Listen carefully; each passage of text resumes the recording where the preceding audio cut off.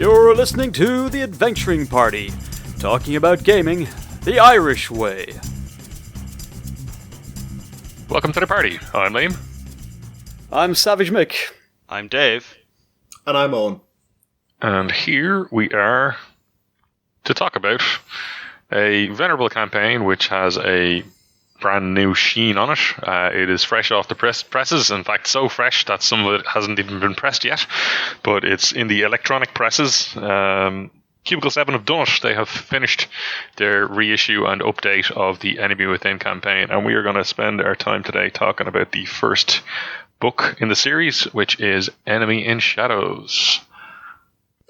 Like, when they first announced it back 2 years ago, they actually put up a pre-order for all 10 volumes. And I pre-ordered on that. And I said, I'm going to believe in these guys. I know a lot of my experience in RPG says getting 10 books out like this is probably not a runner.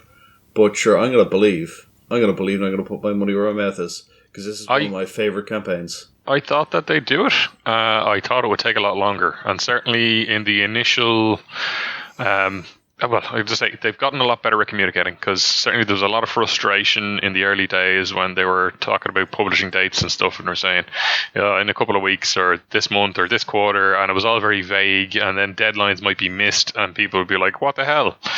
But now if you look at it, they actually put out a production update quarterly and say, right, this is the story with all of the books and when they're due for printing, and if there's any issues with that, they update it. So now they're phenomenal at communicating, and I think they had some teething problems, I think, in the early days when we were doing the publishing of this campaign, but now they seem to be a fairly well-oiled machine.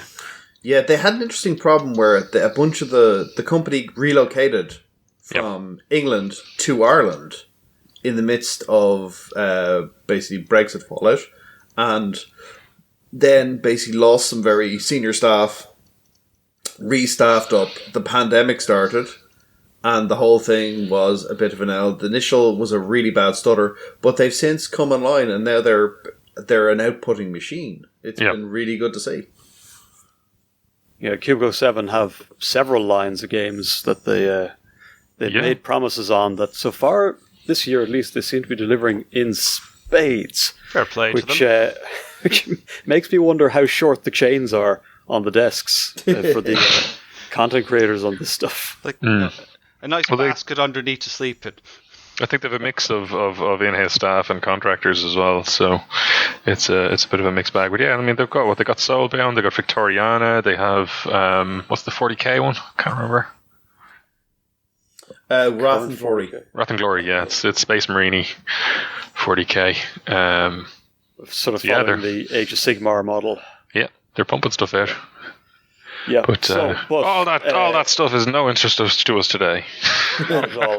This is a cohesive whole. This is an encyclopedia chaotica of tomes to put on your shelf. Yep. And you mentioned 10 volumes, but the game campaign is only 5 books, right? It is, but each book has a companion that goes with it, and the companion, I mean, they're not essential. You could run the campaign with just the bare book, but they're often quite interesting. They might have some notes just on the campaign itself and the history, or they might have, here's alternate setups for this encounter.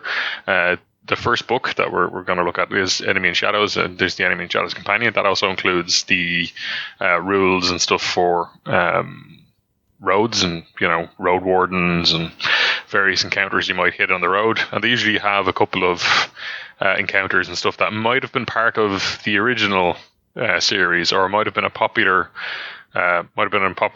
scenario from the past in Warfrup, or might be entirely new, and they've just thrown it into the companion book because they wanted to keep the main book slim. Slim, is that a word we could apply to some of these books? I've had the pleasure of handling a couple of copies, and they are, for campaign books, they're thick monkeys. They are, but there's no chaff really. It's in general, it's pretty solid. Like, I mean, could we almost say they're intimidating? Like if you're used to a sort of a thinner, perfect bound copy of, say, something like the Pathfinder guides or anything like that, like these books are, for GM, they're quite a chunk of adventure. What would you say the average playtime to get through one of these, either in terms of sessions or calendar days, is for the Enemy Within campaign? I've run the first 2 parts of the Enemy Within 3 times and played in it twice. I have done the same for the second book. The first book varies a decent amount. It can be about 5 sessions if you really speedrun it. It can be 10 plus sessions if you take your time. And it can be down to your players as well. Like, there's a bit where you go to a festival, and if your players are like, you know what, I know I had a go with the greasy pole yesterday and I failed horribly, and I had a go with the greasy pole the day before and I failed horribly, but damn it, I'm getting to the top of that greasy pole today. Like flunking the Dwyle. you're gonna have a long campaign, but you know, if your players are having fun, that's great, you know. Fair to say then that there's money's worth here in each of these volumes. There's money's worth, and you know, it can be up to you whether like you find some parts a little bit dull, so you kind of fly through it, or whether you kind of really go into it. Like I really enjoyed the carnival bit, so my party kind of engaged with it fully, which I found it to be a lot of fun. I've only sorry Owen. That's all right. Yeah, I've only played the in the first book. The campaign I was in, drew a bunch of adventures from the starter set. So we started in Ubersreich and ended up taking a barge to Bogenhafen. That festival actually stands out because there was a lot of interaction with it. Like some of the players got very into doing well in those contests. So I guess, I mean, do we want to talk about the history a little bit about this? Because like they put their own sheen on it, they put their own kind of label on it, definitely. But like a lot of it is based on the original campaign, which I guess would have been Shadows over Bogenhaven. Actually, which is 2 campaigns, technically. Well, 2 chapters, technically. True, yeah. You have a booklet, The Enemy Within, which originally was included kind of a gazetteer to the Empire, kind of explaining the background of the setting a bit. And the second part was this initial section of the adventure. And then the second part was Shadows over Bogenhafen, which details your adventures within Bogenhafen. And it's kind of fascinating to see how it's evolved into effectively one large book, which melds the 2 pieces together. Because The Enemy Within isn't a very long adventure, but it's a cracker. I really think it's one of the strongest openings in RPGs if you know how to navigate the pitfalls. And they help you with most of the pitfalls in this one. There's one they don't address, which is kind of funky. But now we're going to be spoilers. Everybody, yeah, we'll keep it spoiler light for the first bit, and then we'll get into the brass tacks. When we get on into the episode, and we'll label well in advance that if you want to run this or play this, stop listening now. Yeah. So there's this whole thing of there is kind of definitely several chapters in this book. There's a section which is the old Enemy Within, which is kind of how you get to Bogenhafen, more or less. And then there's the next chapter, which is about your adventures in Bogenhafen. Oh, look, I guess it's not really spoilery to give away the how the party gets together. Like it's done quite well, because certainly the idea in Enemy Shadows is kind of by default you might be heading from Ubersreich, say, to get over to Enemy Shadows, because that's where the starter set goes. But really, it's just you need to be in a wagon going to Altdorf, and that's it. Yeah. So you can be a pre-made party, or you could be a bunch of random strangers. You could meet at the side of the road, and your top character is arguing that the Oiks shouldn't be let into the carriage. And then the party don't like each other, but then hey, they learn to get along when they face trials and tribulations together. But in terms of the classic conceit of how do you kick off your campaign, does everybody know each other? Well, they can do, or they can just be total strangers who happen to be together in a wagon. Absolutely. Um, Yeah. Go on. Oh yeah, no. I have to say I did like I did like how the starter set gets without giving spoilers gets the party together, and very much we're in the same bucket together, and we have to work together or else, and that can actually be quite a strong start for a party, and like I think it actually leads well into like enemy in shadows from my experience anyway. That's Oh yeah, the start is very, very strong.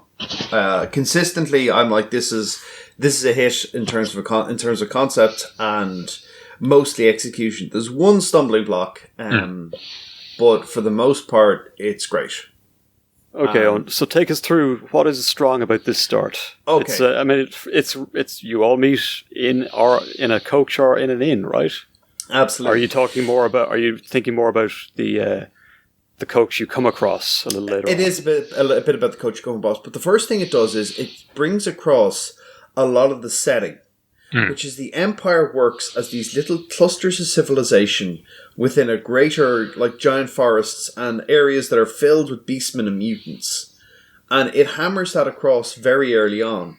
That why are people traveling this way? Why aren't people just walking to the next town? Because it's too dangerous to walk to the next town. And the game teaches you about the setting. That there are basically horrible things live out between the cities. They're beastmen and mutants. And it hits you with that lesson right away. Like, one of the first things you encounter that's hostile is literally one of your old friends who's become a mutant. And there's a note to pass one of the players to tell them about this is when they see this guy's their old friend. And it's like, bam, this is what the setting is. And, you know? and he's chewing on an arm. Yeah, he's chewing on an arm, and now he's coming for you. I was like, oh wow. So it's not even like, oh, sure, there's your man. He's a bandit. Oh, that's not great. You know, it's Yeah. oh right. Ooh. We're going full Romero right from the Yeah. get-go. So it hits you with that right away, and you kind of start to feel, okay, this is why no one just walks around. Because, like, in D&D, just be like, we'll just walk to the next city. It's grand. We don't need to take the carriage. Whereas this one is like, yeah, we really need to take the carriage. Yeah. And it tells you something about the setting. It tells you something about how people act in it, like the prejudice, the other stuff, like the stuff that's kind of core to the setting. It gets into, and yeah, it's just a really strong opener. It's got a difficulty, but it's a really strong opener. I guess it's one thing as well. It can be good when you're starting off with a bringing party as well, because it's the challenges are a little bit, if you've got a base standard party, it's a little bit tricky. Some of those first combats are pretty even, but there are also a couple of NPCs who can hop in and dig them out as well if they have a bit of trouble. You know, there's a couple of other passengers and the guys running the wagons and stuff who, if they're in trouble, can dig in and get the party out of trouble. So there's that little bit of a safety net as people learn the party. Now, if you've already run them through the beginner set, they probably have enough XP that it's the fights might not be that challenging. Now, you can always ramp the fight up a bit if you want. That's always easy enough to do. Just add a couple of plus 10s here and there on the stat blocks, and suddenly what wasn't a thread is a thread again. But it's nice to have that little safety net for the first encounter or two. I know we've all played through some modules where, you know, one swing from a bugbear and bye PC. So it's, yeah, like I said, it's a nice addition. Okay, well, let's go down the road a ways from that coach house, and let's talk about the kind of the incident that really kicks off this campaign proper. Yeah. And the huge conceit that lies within. So I guess now we're into the spoilers here. So I guess if anybody wants to, here on, folks. Yeah. So if you do want to play or listen, maybe stop listening. Play or run. Well, run you can keep listening, of course. But if you don't play, maybe stop listening now. Yeah, because the big conceit is, and the entire chapter is called Mistaken Identity, and that's just it. After you defeat this band of mutants, you come around the corner, and there is another coach that has been ambushed, and and the passengers are all dead. And one of them is a twin or an exact double for one of the PCs. And that PC, not even sort of a resemblance. Like, that looks just like you. Yeah, you know, what are the chances? The movie Dave and any of those other ones where, you know, oh look, they're the exact double. It's that exact thing, and this person happens to have on their person a letter from their lawyer saying that they have come into a vast inheritance. So of course, all of the greedy groovy party go, vast inheritance, you say, and you're their double. Get the coat on. Get his boots. Well, get it the illegal way. Yeah. Check his teeth. You got any gold teeth? Right. Sorry, mate. We're going to knock a few yours out. Replace them with these. How far into this deception do you want to go? That's really the hook to get the party into the entire campaign. You know, you could engineer various reasons why they might be going to the various locations, but really that's what grabs them and pulls them in. And it's a nice one. Now there is a major pitfall, and it's what's happened with my campaign is I gave it to we had a party that ran through the beginner's box, and rough nights and hard days, and we were down a couple of players, so I brought in a new player, and just to try and really get them into the game, I thought, well, I'll give them an important part, and I'll give them the part of the double of Caster Lieberung, but unfortunately then that player stopped playing, so now I have no Caster Lieberung, which impacts a bit on the campaign, because at various points then people are turning up inquiring about this inheritance, and of course the person isn't with the party anymore, so you just kind of have to, maybe they're milling around the background or something. It's a bit of a pitfall. One of the nice things as well in the update was originally you needed basically a male human. You picked one of the party who was male human to look like Caster Lieberung, but they made a change and they've given you the version of the name if it was female, if it was a halfling, a high elf, a wood elf, or dwarf. So it's it's whatever you want. So I have a Castel Lieberung in my game. And while we're on the subject of spoilers, I mean, we know we're not. This isn't the real one during the campaign, but slowly becomes apparent that there's more to this caster than first meets the eye. So yeah, the fact that they can come from almost any background is an interesting change, and I suppose shows that chaos recruit widely and without prejudice. I mean, it totally depends on the cult. Like, if you're talking with the Jade Scepter, they absolutely discriminate. No oiks here. Okay. So yeah, there's mistaken identity now. The trying to pass yourself off as the caster Lieberman brings its own troubles, but.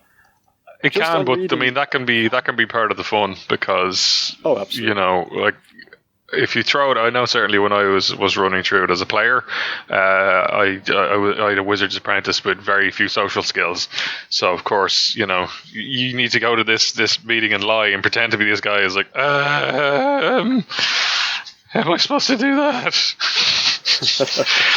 So you get back on the road with perhaps the notion of a fledgling plan, and that the players are sort of thinking, oh, what good fortune, we'll be set up now. And us only started out campaigning. And of course, the next thing is you arrive basically in the jewel of the Empire, Altdorf. It's a fairly dirty jewel, but it's a jewel no less. In the rough, as they say. What can we say about, this is a really good introduction to a central location in the Woof-Rup, sort of gaming milieu, to borrow a word. This is where you can really start to have a lot of fun with your players, because like the players don't know yet that there's something funny up with Caster Lieberung. And basically, he's a cultist, and quite a senior one at that. And his cult are trying to make contact with him. And of course, being a cult, they'd use all sorts of secret signs. So, you know, if you're playing either in person or if you're playing remotely and you have a camera, you know, you can start, you know, scratching behind your ear with your opposite hand and tapping the top of your head and standing on one leg and stuff. And the PCs are looking at you like, what the hell are they doing? And then you just when there's a look of blank recognition on your player's face, then that NPC walks away. And they're going, what the hell's going on? And then you don't touch it. You don't touch it for a while. But it's got the players going, what's going on? Is that a good or a bad thing, do we think, in the sense of running this, that you start to throw these oddities at your group, and if they don't bite, you don't really have, what are your options? Well, okay, the two things are going to happen too quickly. Well, the three things will happen. One is that they will just look a bit confused and just write it off and go, okay, right, fair enough. The next is that they will insist on, this is what my party do, trying to hunt down, capture and torture for information anybody who's at all suspicious at any time. Yeah. When it becomes apparent that, that person's on the cast list for this adventure, right? Get them in a room where we can do what we like to them until they tell us what the plot is. Yeah, and then so you either then let them get away, or they get them and maybe they don't know anything there. Or I think that the typical way that it's handled in The Enemy Within is that and it helps you as a GM. Plebs don't know anything because, it's like conspiracies work. The Empire is a nasty place, and there are plenty of people who will torture people for information and question them, and like the witch hunters are around and plentiful. So it pays cults to be, illicit cults to be, to operate on that kind of cell basis where people only know about a couple of people on either side, and certainly they might know one person more senior, but probably not even that. They probably know where they can do a drop to then engage with them. So even if they do capture these plebs, they don't get anything out of it. Good idea. Yeah. Oh yeah, GMs always have your cultists treat any encounter players like a first date off of Tinder. Public place, safe word, make sure that friends know where they're going. Don't go anywhere alone, and don't accept any drinks or food. I mean, right. The big thing. So the big thing about Altdorf is you don't want your players to linger there, because Altdorf is the capital of the Empire, and they could decide, let's stop there and do all the shopping and do everything that we want. But the campaign, and certainly this part of the campaign, isn't about Altdorf. So you do your best to put the willies on them. They're being watched. Something's going on. There's even the option of throwing in like an ambush, and like a street fight in a bar, and getting the players. Possibly implicated in a murder, so they need to leave town ASAP. There's also a nice bit with a crazy preacher who pretty much tells you the entire run of the campaign and how the world might end. But of course, he's just a random crazy and street entertainer. Doesn't make any sense at all. And you've run and played. Altdorf does it take a big chunk for you? No, it's Altdorf is a usually half a session jobby, or maybe a full session. And what it is about is you get another flavor of the Empire. You get this is the high, the seat of kind of power. It's sophisticated. It's corrupt. It's highly class based, and that's the feeling you get off that. And you also get a hint, just a hint, that the players are being puppeted by a hidden master. There's a bounty hunter. This whole letter is his plan to capture Castor Liberum.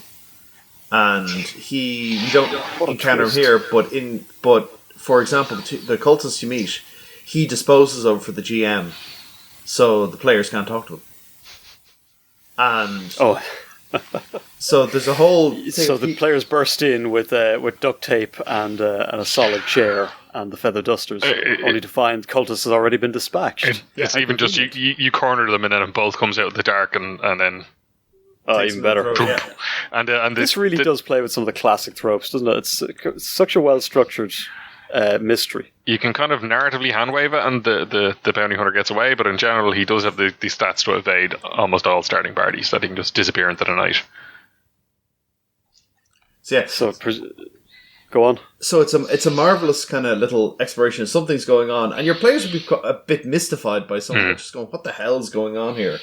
And as time goes on, they start to figure out some of it, but they don't figure out all of it.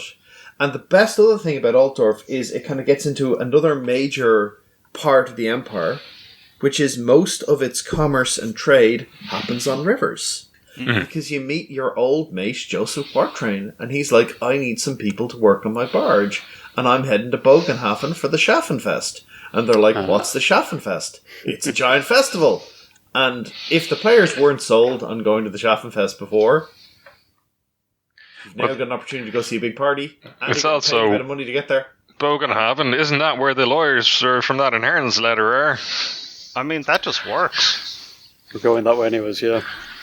No, it's a great transition. It gives the players a taste of one of the core sort of central pillars of the setting, Altdorf, without giving them any good reason to hang around. And of course the bodies are piling up, so it might be better to be out of town right about now. On the move. So this represents the transition between Enemy Within to Shadows over Bogenhafen. And I think this has probably been rewritten a few times now at this point. Yeah. And it's smoothing out the joins. So that gets us on to the... Yeah, there's a little bit of river travel. You stop off in Weissbruck, there's a bit of an ambush, but then you fairly quickly then get on to Bogenhafen itself and get into the meat of the adventure. And one thing that's kind of critical, that makes it a bit different than a lot of other adventures, there is a time frame on the investigation. Like there is a time frame in the back of what the bad guys are doing, and you got to operate to that time schedule. Of course, as GM, you can shuffle things around if you want. There's also little notes dotted throughout it for giving you the option of if players have played it before, or if you just got to, I don't know, the most uncooperative, terrible group going. It gives you just little hints for what to do. Maybe this is a red herring, or maybe this guy isn't the bad guy, maybe this other guy is the bad guy instead. What to do if your players have done this. There's lots of little hints. They're called them grognard boxes for how you can change up the plot and adapt to what's going on. Well, let's talk about that a little bit. Dave, this was your first time.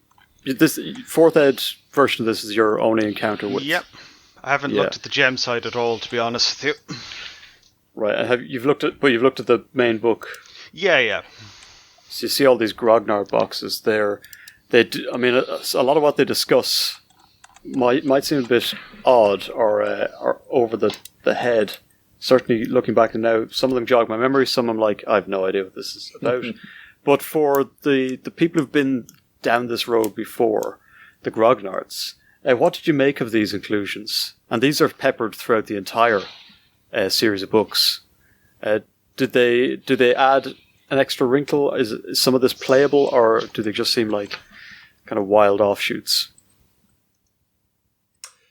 Some of them on the spot for that one. Are common problems that have cropped up. Because you got to remember, a lot of people will say, "Oh, this is a bit old-fashioned, right? This is a bit hoary. Some of it. There's a bit of an out railroad to this." This was written in 1986, right? This is where a lot of the tropes and cliches in RPG design come from. You can't overstate that. Number one. Number two, there are problems people have encountered, and sometimes the grognard box is a solution to that problem. Sometimes it's about having an elbow to throw if you want to kind of sidestep the players have already played this. Because a lot of the time, RPG players, I played this before, I played it for a second time. I'm grand. All you need to do is go, actually, the villain's a different guy in this, Or, it's an option to change stuff to make it a bit easier to get somewhere.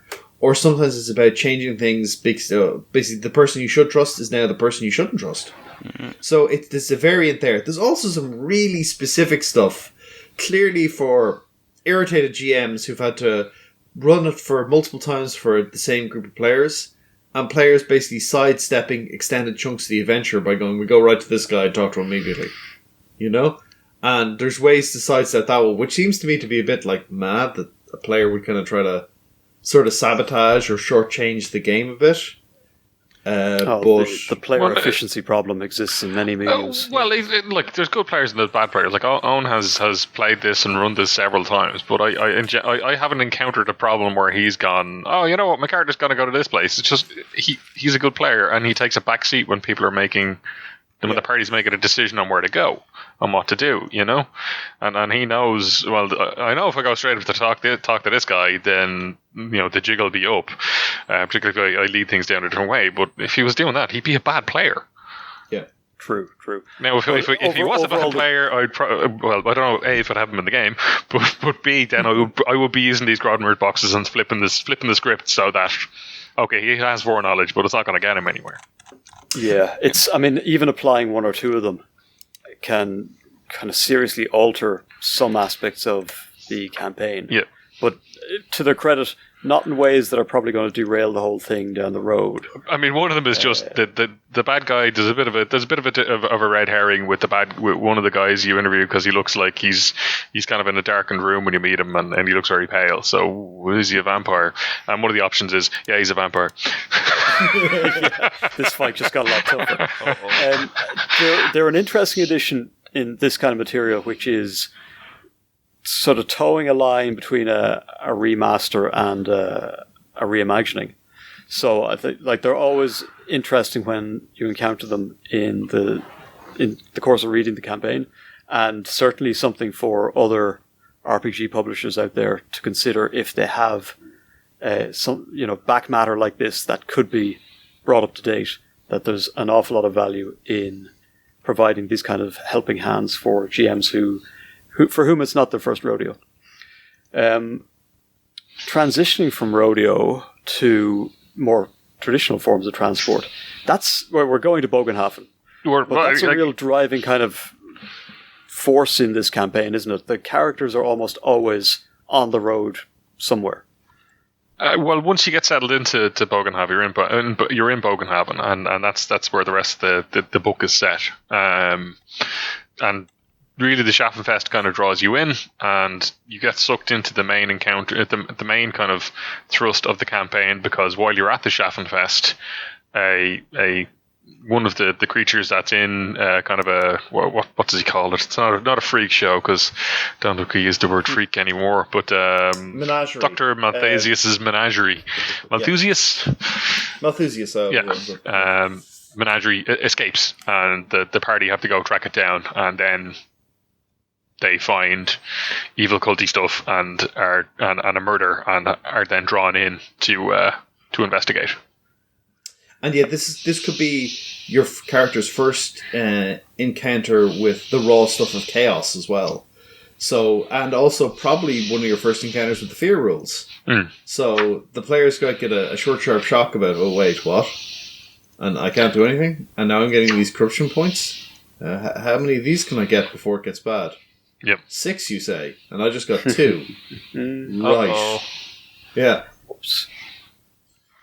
So it's good stuff. I will also say the Schaffenfest itself is decently detailed in the core book. If you get the companion, you have dozens of hours of play if you want to do it in kind of a much more. This is it's not exactly a railroad, but it's a strict kind of series of events happens. But if you want to be much more of a sandbox and your player wandering around and getting in trouble, the companion's brilliant. Yep, there's lots of extra stuff in there. Hang out with Groucho Marx. You can get involved in a scheme to have 5 simultaneous weddings to the same woman.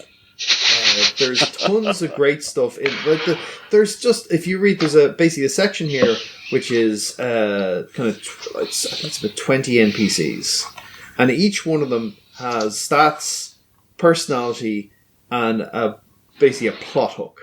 Yep. Adventure thing they're going to trigger. Like one of my players gambled with Walmer Rot and lost a soul. And basically has had a problem since then of a demon coming from him. One person here is like, there's a person who robs from the poor and gives to the rich. An outlaw. He's crazy. Yep. Mixing up the whole Robin Hood thing. There's Delbert's Trot is my favourite. He's a peddler. That's great.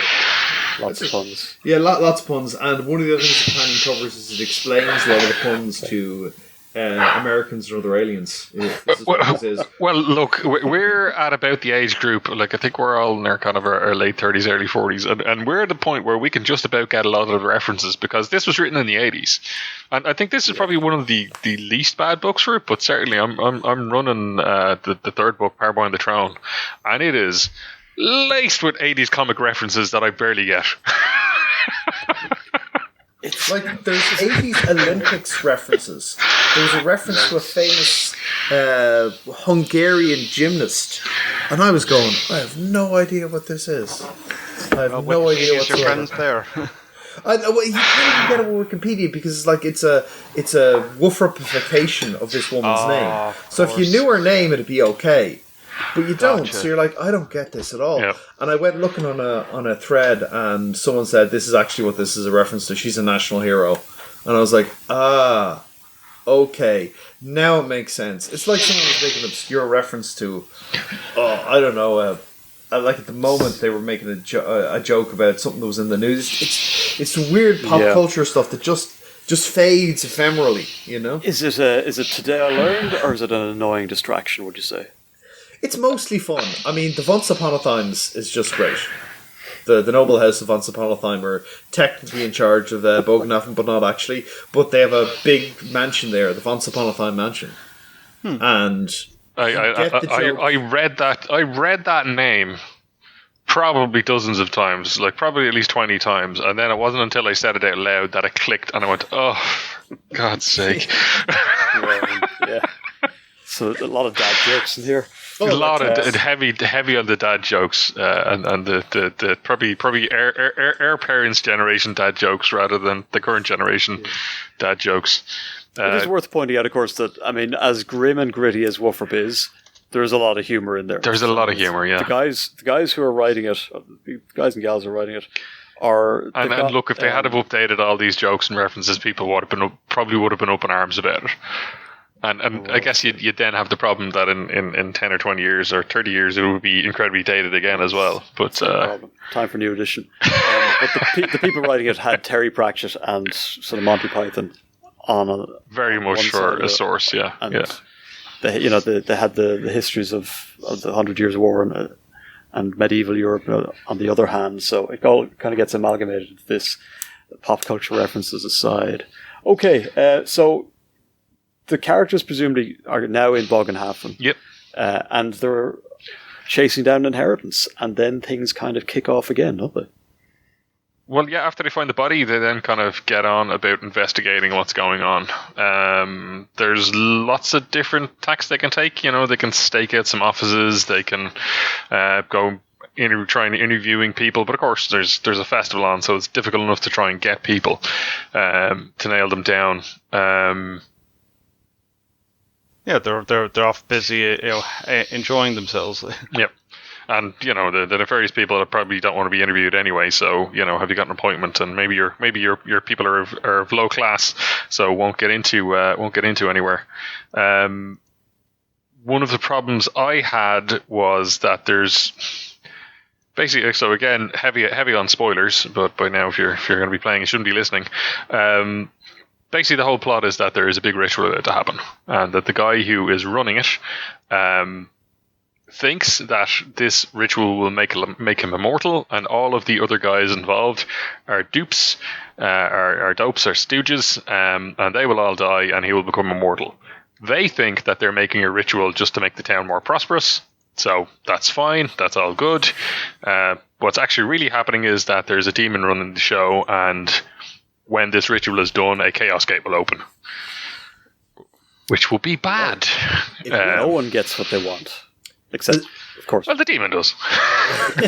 There's actually a decent amount of a page and a half given over to explaining what happens if the ritual actually goes off, and the demon gate happen. And a lot of people have had a campaign like that. Apparently, I've never seen the like, but apparently a lot of people had players just left, and the demon gate opens, and they continue the campaign with a warp gate open for a while, spilling demons into the countryside. In the middle of the I know my playthrough as a PC, that's what happened.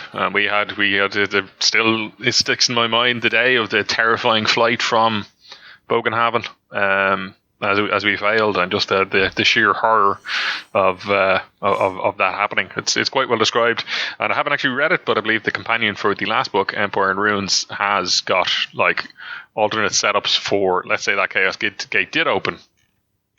Yeah. What's happening? You know, how to handle it in your system as well. I haven't read it because it only came out this week.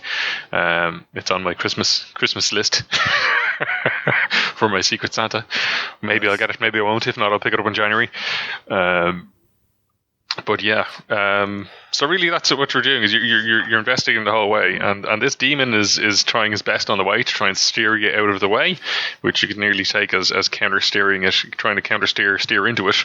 But one of the big problems I had is that at one point, all of the guy who's leading the ritual and all the stooges meet at a house, and of course the players go, we want to burgle and get in on that, but of course, if they bust in and stop all that, then the entire game's derailed. So that's something I had a lot of problem with myself, and I'm still not sure. The game itself doesn't suggest how to counter that. Like, you know, you try throwing all of the guards in the way you want. It doesn't really work very well. No, I know a bunch of my players' approach to it. Both times was to sneak in and listen in on the meeting. Mm. And one of the games that worked a lot better than one of the other ones because one of the players was a priest to Ronald, and she just went, well, you didn't see me, right? Which is basically like a bit like obfuscation. And she basically walked in, and, you know, when is it? Basically, Ronald's first riddle, which is unlocks doors. So she basically just snuck into the place and sat down and listened in on the whole meeting. And so yeah, like it's not exactly a smoking gun because they're carrying out a ritual, but their ritual isn't the ritual they think it is. Mm. So it's not necessarily immediately like, oh, these people are planning now, or Dreadlord Siege will rise to cover. No, it's not like that at all. They're discussing, you know, what needs to be done and I guess ensure the prosperity of the town. Well, that's one thing that I guess players that may not get initially from the start is that in Warfare, in the Empire, there's cults everywhere. Everybody's in a cult, possibly several cults. Yep. But they're officially sanctioned state cults. You know, they're cults of good or recognized gods. The thing that would make this nefarious is they're planning on doing human sacrifice during it, which is a big red flag for this ain't a good god. This ain't some good stuff that's going on. Yeah, they often have etiquette cultists. I'm like, yeah, that means you know how to hang around religious people. Yeah, you know when you go into an RC church, you know when they say, you know, peace be with you, that you're supposed to shake hands. You know when to sit up and stand down, or sit up and stand and kneel and stuff during a mass. You know, or you walk up to you walk up to a bishop and say your grace. All the stuff we got from Father Ted. You know, how you blend in seamlessly. How you land? Can we let's just you'll address me as Bishop Brennan.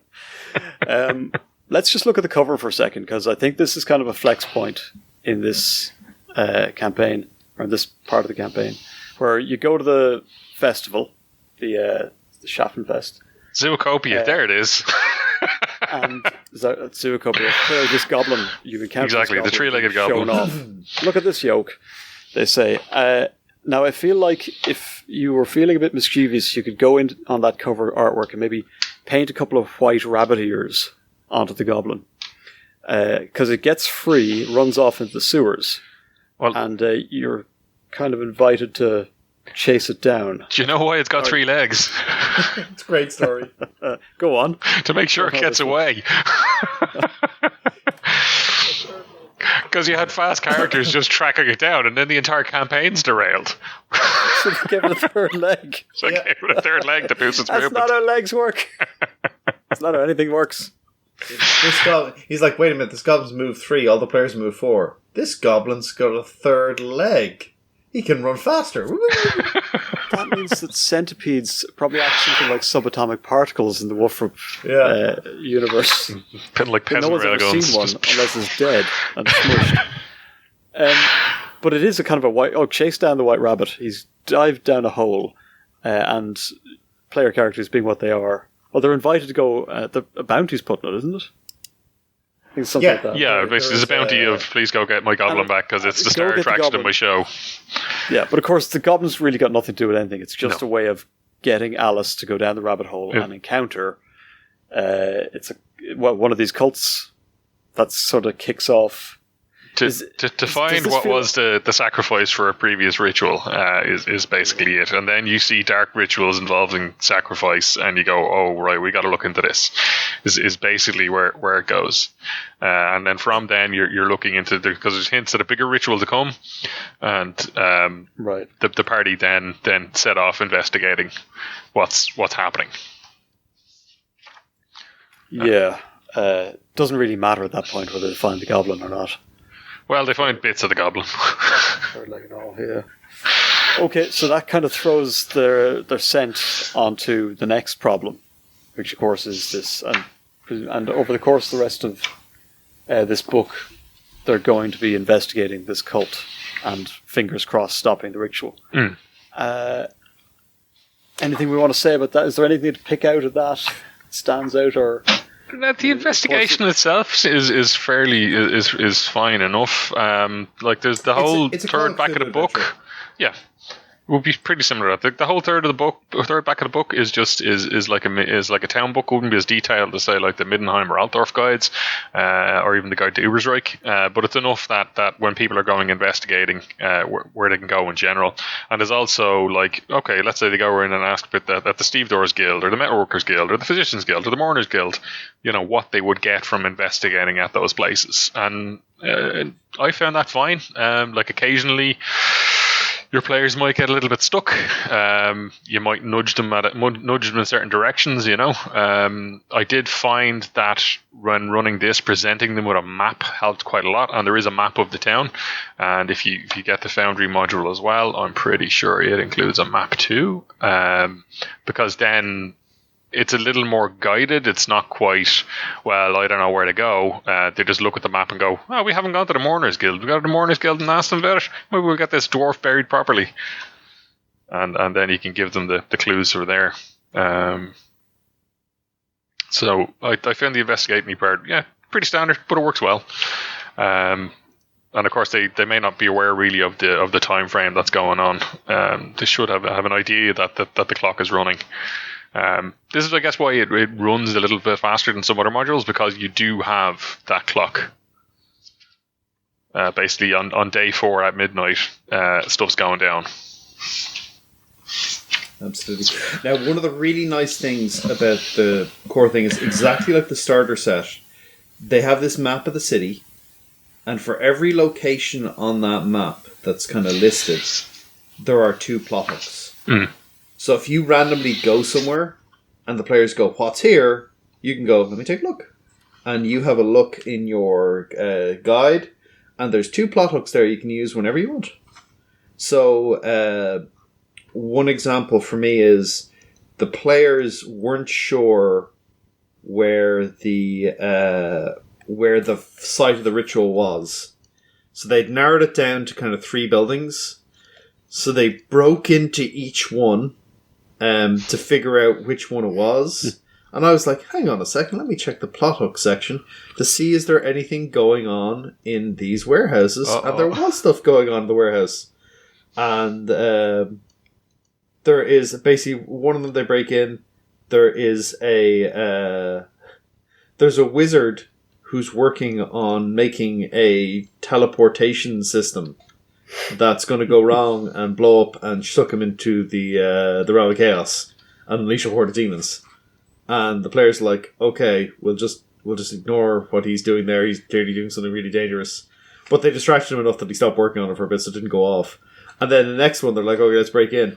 And they have Fabergus Heinsdorf, the famous witch hunter, is meeting there with his bright wizard companion and a bunch of other guys, and they're discussing who they're going to basically gather up and execute for being chaos cultists.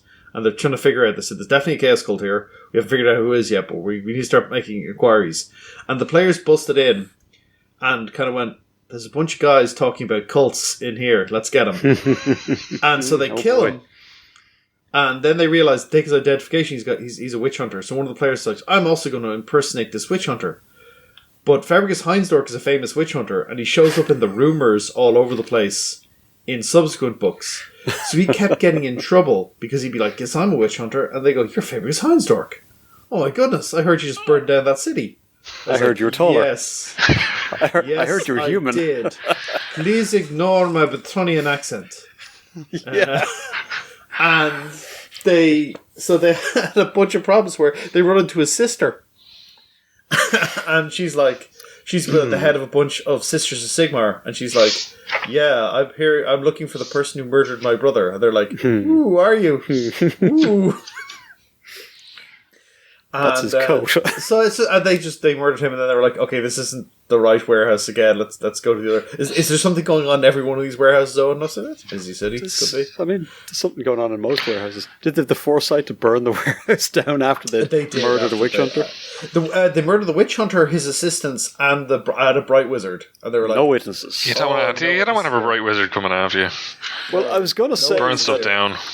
I was just going to mention that the campaign, or this book of the campaign, is intended to end with, presumably you stop the ritual and prevent the cascade, but you're also cast in the role of murderers most foul of very significant people in the town. One of the big problems, in terms of, for a while you kind of suspect who's involved, but basically you can't walk up and accuse the entire town council of being in a chaos cult, because you might have a couple of nobles in your party, maybe, but they're out of towners, probably from a different part of the country. They don't really have any say, and it really is.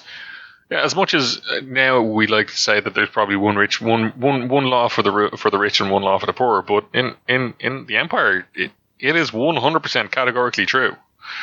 If a peasant does something, they'll get executed. If a noble does something, then whatever the kind of the at the very highest the elector count for the area or one of their representatives would trial this person at best, and maybe they'll get a fine. So you walking up to the town council and saying you are heretics was probably a good way to get yourself killed. And if you succeed and stop the thing, you're not going to be heralded as a hero. You will probably have murdered some of the town council under fairly shaky circumstances, and at best they'll probably want to brush things under the carpet and forget about it. And you'll feel like you need to get the bums rush and get out of town. Yeah, if they can wrap up the investigation of a murdered witch hunter or any other innocents you may have run across in the course of this campaign adventure, then it's it'd be terribly bad for business if the merchant council were implicated in that kind of thing. Think about the jobs in the economy, like exactly the economy. Best to find a scapegoat and move on. Of course, that kind of brings us to the end of the first part of the Enemy Within campaign books, Enemy in Shadows, which is obviously an amalgamation, a rewrite, a reimagining, a re-engineering. This is all sort of rebalanced for the 4th edition of Warpro. Well, the whole thing is by the end of it, you should be back on the river on a boat, possibly the Bear Belly, which is the one that brought you to Bogenhaven in the first place. And that's either because you're trying to slink out of town, because maybe you don't have that higher reception from having implicated the Merchants Guild in this thing, or you're desperately fleeing downriver with some refugees because a Chaos Gate is opened. Well, I guess either way, you're on the river again. You're on the river again, and with that, we'll be on our way. Any final thoughts, guys, before we wrap this on this particular book in the Enemy Within campaign? I had a lot of fun. I had a lot of fun running it. It's a well put together product. I would recommend the companion because, as Owen said, there's a lot of extra material in there that just. Yeah, I'm very busy, and I find an awful lot of times when I go to run a game that my imagination is perhaps not as high as it could be, and I hate coming up with NPCs, and then I am then terrible at remembering those NPCs for later on. Whereas with this, even with the companion, I know I can go, oh well, the party needed a blacksmith. Right, well, there's a random dwarven blacksmith in there with a couple of story hints that if they come up great. I'll use him, and then later on when it goes on, they encounter that smith again. Well, there he is. He's in that book. He's in the companion, and I have him there. So it's a great resource. Even if you're not running Enemy in Shadows, it's a solid resource because it got a lot of the travel rules and stuff for the Empire at large. So I really enjoyed the campaign, and I think it's definitely a very strong open to the big campaign. Owen? Loved it. I've run or played in it basically 5 times at this point. Really, really enjoy it. This is a great iteration of it. It expands Bogenhafen in a very usable, very useful way. The extra NPCs in the companion are marvellous fun. There's tons of products in there. If your players want to meander around a bit, kind of smell the roses a little bit, play a bit more in the sandbox, it's a great tool. It's just a brilliant presentation of kind of a classic adventure. It's by far the best iteration of that adventure, I would say. The only thing I would note is the one issue they haven't covered is there's a significant fee to get on the carriage to get to Altdorf. And a bunch of players, especially in the 4th edition of the game, start really poor. With maybe 1d10 brass pfennigs, and it's I think 10 or 20 silver shillings to get on the the carriage to Altdorf. And what if the player doesn't have the money? It's kind of just sort it out. But that may not be as doable as you'd like if a player's earned a great bunch. So I would consider, were I running it, and I did this and it worked out well, running the one-shot adventure, the very short one-shot adventure, which is about 2 hours, Night of Blood, which will furnish the players with a few gold crowns, which means that they can afford the initial expense of everybody getting on the carriage. Because there's this whole thing of, I suppose you could win money off the gambler. I was like, yeah, but the gambler is actually a gambler and he's cheating. He's statted out to it and cheats, yeah. Yeah, and you may not be able to beat the gambler in a thing, so how else do you get on? There's no real recommendation for how. There's no explicit, you can negotiate with the drunk drivers of the carriage and offer to drive while they sit in lie down on the roof and moan a bit. I mean, there is always the you come on as guards, but that might be like a reduced fare rather than no fare, you know? So it's good to prime the pump with a little bit of cash. A Night of Blood also reinforces do not wander around without in the woods of the Empire. You get murdered by beastmen and mutants, because that adventure starts with you running away from beastmen and mutants, and it's free. You can just download it and take a look at that one. So that's the one thing I would say. Cool. Dave, pun-laden Grognard Fest or still a good, vibrant campaign for players today? I've been hearing things about the Enemy Within for many years, and got to play a fair chunk of the first book, and I had a lot of fun with it. Some memorable escapades with our band of knaves, and I would recommend. Okay. Well, folks, we are the Adventuring Party. This has been a review of the first part of the Enemy Within campaign for 4th edition Warhammer Fantasy Roleplay, Enemy in Shadows. It's a great book. It's a great big book, but there's tons in there, even if you never touch the adventure. And if you add in the companion volume, then you really have a solid start to adventuring in the old world and the Empire. A little bit of everything, high and low. Find us on Discord. Search us out on Twitter, Facebook, etc. Discord is where you'll find us almost every day if you want to argue the toss on the PC versus Goblin evolutionary arms race. But for now, this party's over.